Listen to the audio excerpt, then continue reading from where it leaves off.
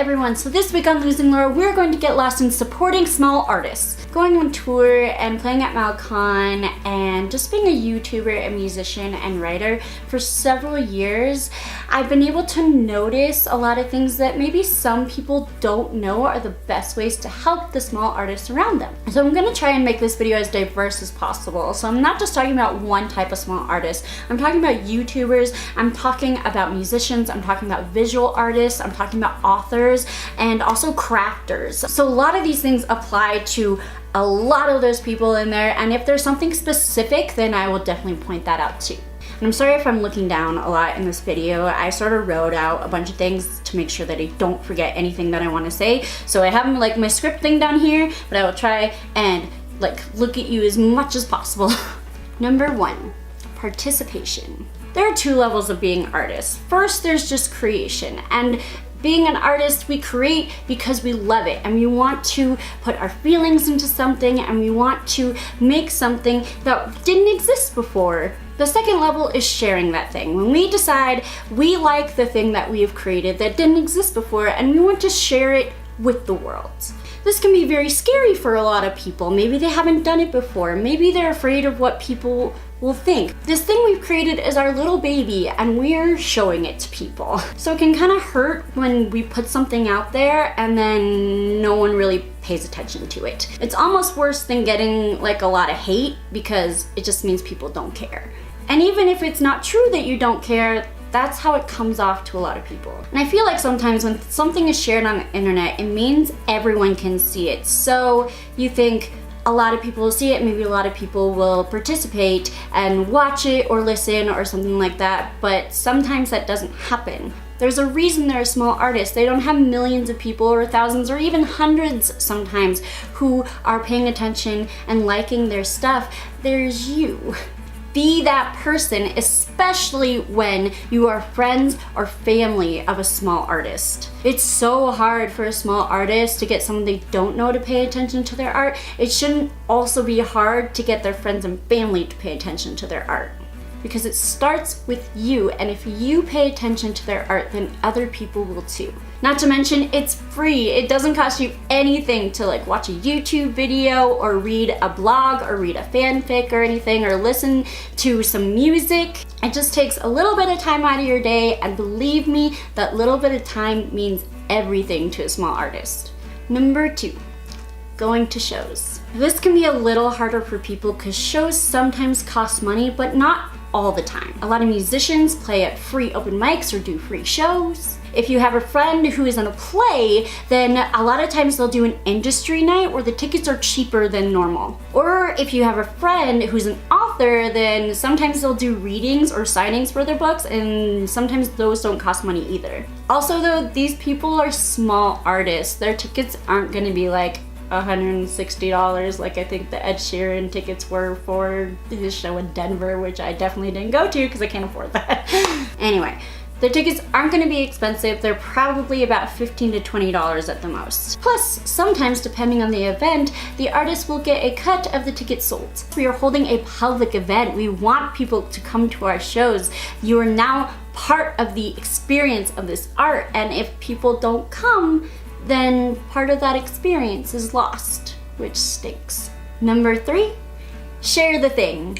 I can't stress this enough, and I'm really bad at it too, and I'm trying to get better at it. If a small artist posts online either a video or music or a piece of art that they made or a writing piece like either a blog or fan fiction, please, please, please share that with your friends. Because like I said before, if you know a small artist, then this starts with you. And then the best next step for you is to take that thing and share it with people. Even if you're not sure if any of your friends will like it, if you share it, you could be surprised. Someone may find it that you didn't expect for them to like it, and it's like their new favorite thing, and they're so grateful to you for helping them find it. Not to mention, it makes the artist feel really, really good that you shared this with people. It means that you saw it, you maybe listened to it, you watched the video, and now you're taking it and telling other people, hey, check out this thing too. And that feels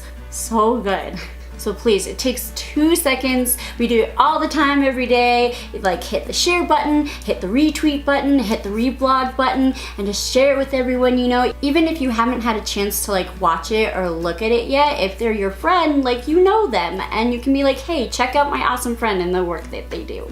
Number 4, reviews. Reviews are really, really helpful for any sort of online art. So whether it's like liking a post or thumbs upping a video or like commenting even on a YouTube video, algorithms notice that, and if a lot of people like or comment on something, they will kind of make sure that more people see this thing, especially for authors on Amazon. If an author gets a lot of reviews on their book, then Amazon will take notice and kind of push their book to the forefront so more people can see it and maybe buy their book. Plus on like Etsy too, since it is super one-on-one, like there's a person creating the thing and then they are sending it to you, good reviews really help a lot of people, and if a lot of person has a lot of good reviews, then they're more likely to buy from them. So if you do participate in a thing and you have a little bit of extra time, please try and write a review or write a comment so that other people can come and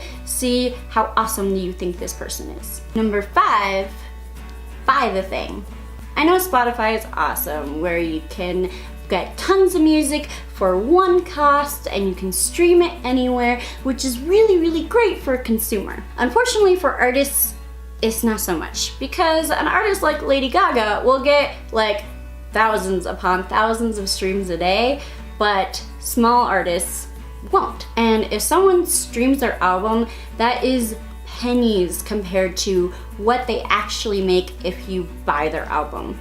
In fact, I watch a lot of Dodie's videos, and she's been promoting her new EP lately, and she was saying that every 1,000 streams counts as one sale, and I'm not sure if that math applies for everyone on Spotify. I don't have my music on Spotify currently, but can you imagine if you streamed the song 1,000 times or 1,000 people bought the album? Like obviously there would be a lot more sales numbers if 1,000 people bought the album. So it's really, really helpful, especially for small artists, if you buy the album. Also, a lot of small authors self-publish their books, so they put their own money into this, so it's really, really helpful if you buy their book. This also goes into Etsy because these people are crafting things themselves, and craft supplies are not cheap. Plus, it feels really good if someone buys your art. It means they're willing to invest in you. They like your thing enough to give you money.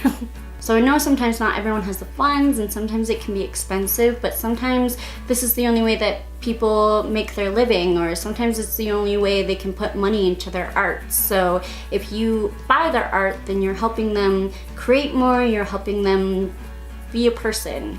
Number 6, Patreon and Bandcamp. So sometimes artists don't have things that you can buy, but you can still support them through Patreon. It's a tipping and rewards site where usually you can donate as little as $1 a month, and it goes to this artist to help them continue creating things. And that could be anything. Like, I know tons of YouTubers use Patreon. I know tons of musicians use Patreon. My friend Grant just started a Patreon, and he has an awesome crafting channel and website that will help you learn how to do cool crafting things. And if you donate money to these artists, then they can put more time and resources into these things that they are trying to create. For musicians, Bandcamp is a great place to buy their music from. They get the majority of all sales made. Also, I know tons of musicians and authors and even comic book writers who have created Kickstarters to fund their album or book or their comic book. Just off the top of my head, the Double Clicks did this, Melanie Gilman did that for their comic book, and my friend Vivian Keith did that for her anthology book, Humans Wanted.